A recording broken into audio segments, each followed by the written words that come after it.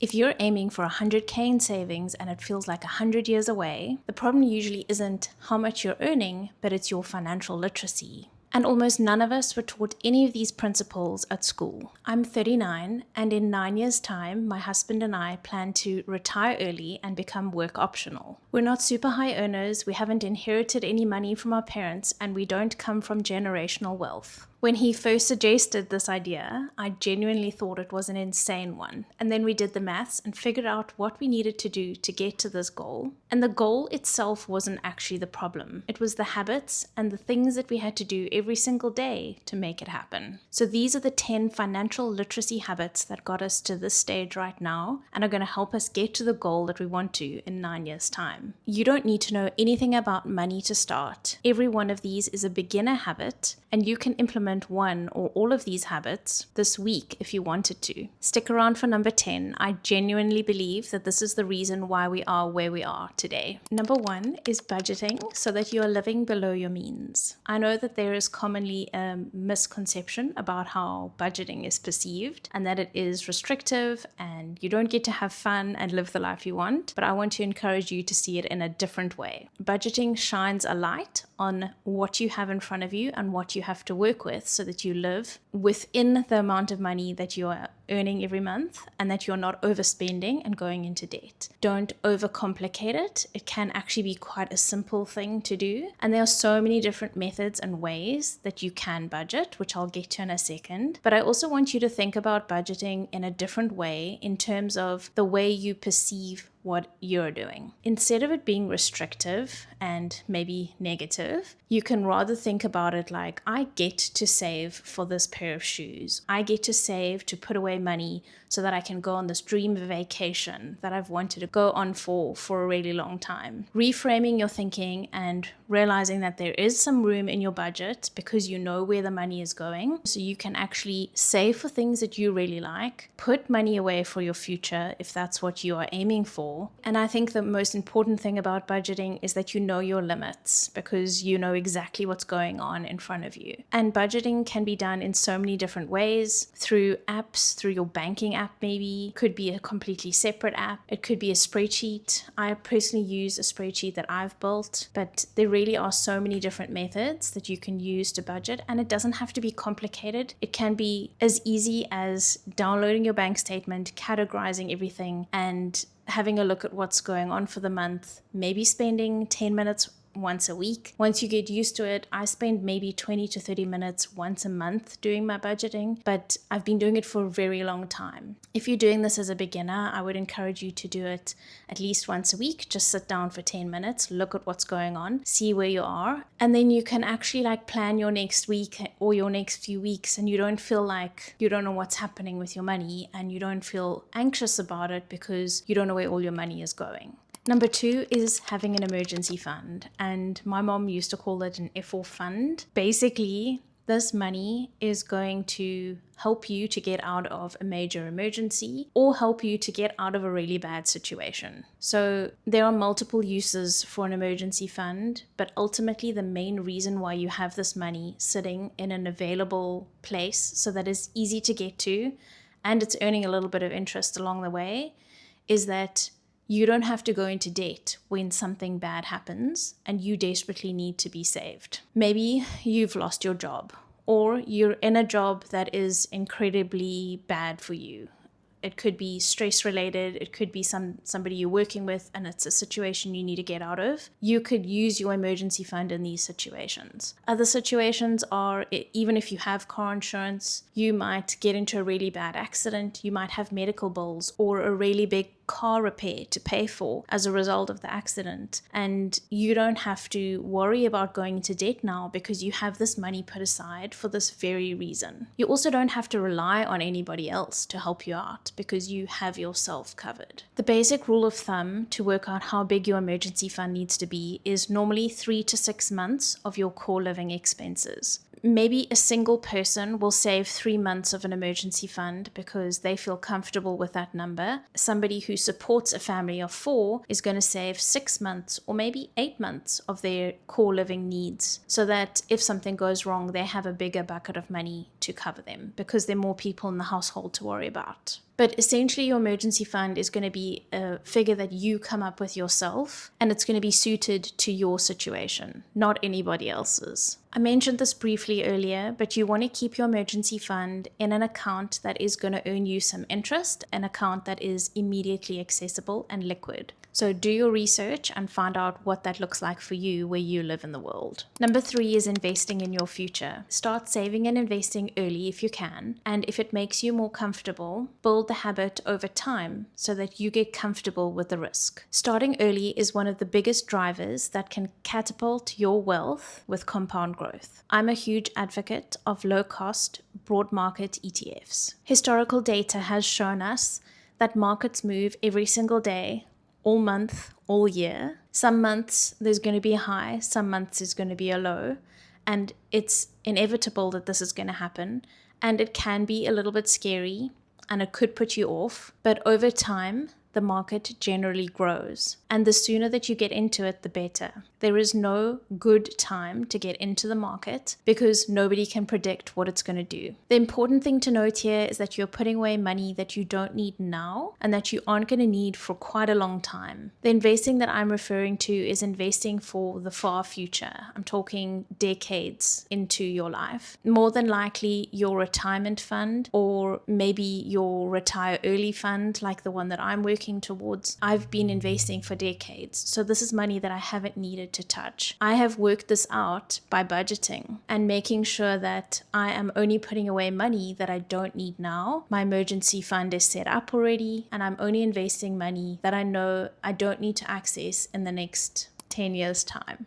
Number 4 is using credit cards, but using them responsibly so that you pay them off every month. You don't land up paying more back to the bank than is necessary, and that you aren't borrowing money at incredibly high interest rates. Very often, if you buy something on your credit card, you could be paying up to 25% or even more on the value of the thing that you actually purchased. And when you do the maths, it's actually quite scary to see how much more you pay for something than if you had saved for it over time maybe and just bought it cash. And it shouldn't be used for an emergency. That's what your emergency fund is for. Number 5 is actually taking something that you have learned and implementing that change in your personal finances. Maybe it's something you've learned in this video, or it's something that you've been wanting to implement for months. Take the time to do the research on the budgeting method that you've been looking at, or maybe it's time to look into an ETF that you've been interested in investing in and just putting in maybe $50, pounds or euros, or if you can, $200, pounds or euros, just to start the fund, get it open and start building the habit. It's all very well watching videos like mine or maybe other channels like this, but taking action and doing the research and actually implementing the change is really the important part about all of this. Small, consistent steps over time will lead to bigger gains in the future. If something that I've shared so far in the video has inspired you or encouraged you to make a change, then please consider subscribing and liking the video to join this little community. Number 6 is saving for short-term goals, like maybe things that you want to purchase in the next 6 to 12 months. These are commonly referred to as sinking funds. Well, at least they are in my budget, and they are specific goals that I have set for things that I know that I want to purchase throughout the year. I also think that having something to look forward to when you have saved for something is a lot more valuable, and you see more value in that thing because of how hard it was to save for it. In some cases, I think delayed gratification is really important, and I think it's really important for us to think about our purchases a little bit longer than maybe we're used to. And because it's so easy to purchase things, I think taking this approach of slowing down and saving for things and buying them cash rather than going into debt is a really good practice to have in your set of habits. I usually map out a realistic savings goal each month so that I can save up for all the sinking funds that I have within that short-term savings.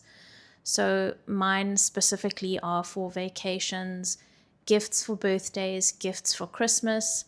I can't tell you how many times in my early 20s when I couldn't understand why my overspending was so excessive at Christmas time and I never prepared for it, And now that I do, it has completely changed the game. I don't feel bad about spending money on these gifts because I know that I've already prepared for them. I'm also not going into debt, so I don't feel any shame around the whole experience as well. And I know that it's difficult to put money aside for something that's so far away, like 12 months away, when you're saving for it in January. But I think it's really worth the feeling that you get from not panicking and overspending at the time. Number 7 is increasing your income by negotiating your pay or by moving jobs. Maybe even studying further so that you can upskill yourself and show the value that you have worked on so that you can maybe get a promotion that is available within your company. You can also start a side hustle and bring in an extra income after hours if that's something that works within your life. In my career, I have almost always negotiated pay raises when I felt like I was deserving, and I always made sure that I was providing so much more value than what was expected of me when I went with my list of things that made me feel like I was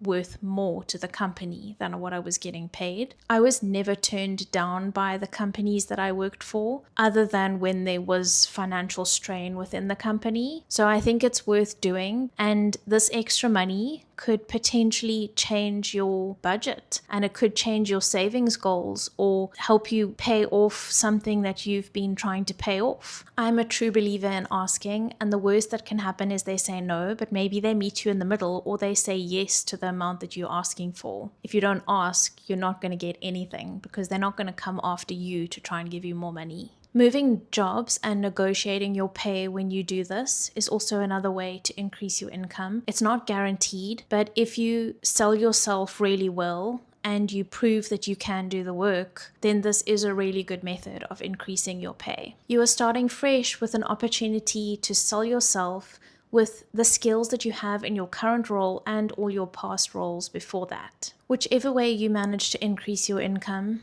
whether it is negotiating your pay or getting a promotion, moving jobs, or starting a side hustle, any increase in income is going to change your life.